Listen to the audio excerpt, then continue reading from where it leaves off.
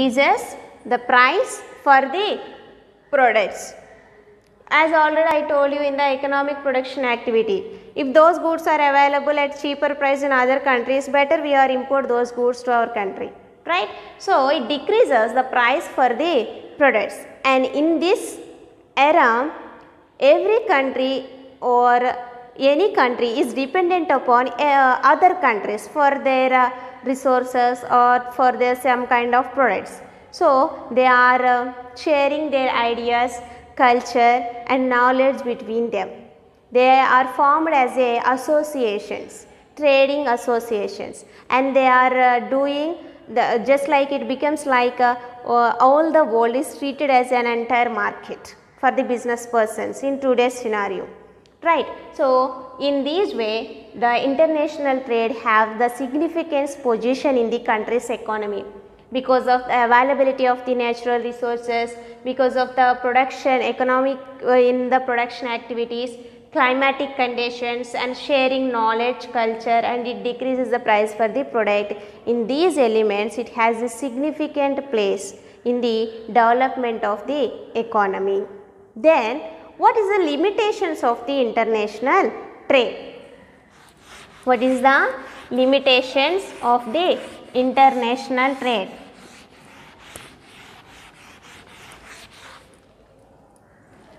Limitations of the international trade.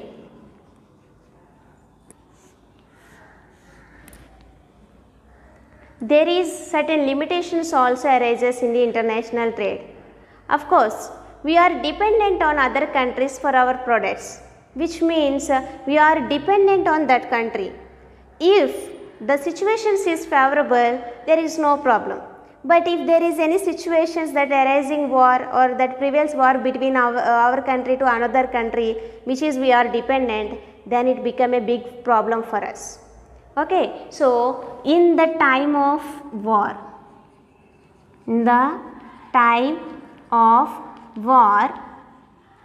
the dependence of the country about a product to another country becomes arises crisis for our country. Okay, so it is one of the limitation, and ignores certain industries. Ignores certain industries. What I have said in the earlier, that is, we are importing goods that are cheaply available in other countries rather than producing in our country. Here what happens? We are simply importing those goods and we are ignoring certain sectors in our economy because it becomes a costliest function. So we are ignoring those and we are just focused on importing other same kind of product from other countries, which makes to ignore those industries, which is not to be done. So ignorance of certain industries will takes place because of the international trade. And next one, unrestricted imports. Unrestricted imports. We have to restrict the imports. We have to increase our exports to another country and we have to restrict the imports from other countries to our country. If you are importing unrestrictedly, because unrestricted imports will gives you the negative results, which means your currency is transformed to other countries. The foreign exchange problem will arises. Okay, and rivalry and conflicts may arises. Rivalry and conflicts may arise among the countries depending upon the different situations or depending upon the different problems that they are facing. They may get through the rivalries and conflicts may arise between those countries. So these are the limitations in the point of view of international trade. So dependent on other countries will leads to provide crisis in the time of war period, and because of international trade we are ignoring certain industries in our country, and unrestricted imports will adversely affect our country's economy, and they may chance to arise the rivalries and conflicts between the countries. These are the limitations of international trade. And problems of international trade. What are the problems that are arises because of international trade? Problems of international trade.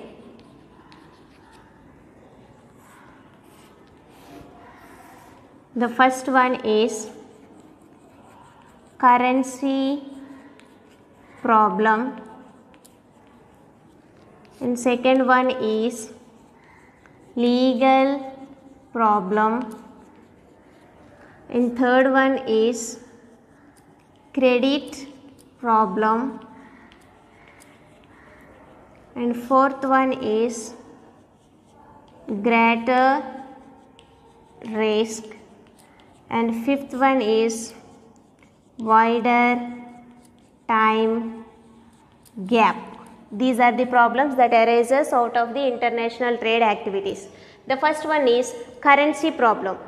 In the domestic trade, the goods are paid in the form of home country's currency. Here what happens in the international trade, they may occurs two or more than two countries. For example, we are exporting our goods or we are importing certain goods from USA, okay, which means USA to India. The currency of USA is dollars, whereas the currency of India is rupees. So they may occur the currency problem between these two countries, which means foreign exchange problem. It is one of the reason. And next one, legal problem. Every company has its own laws, has its own conditions. When dealing with other country, we have to know the law and conditions of other countries.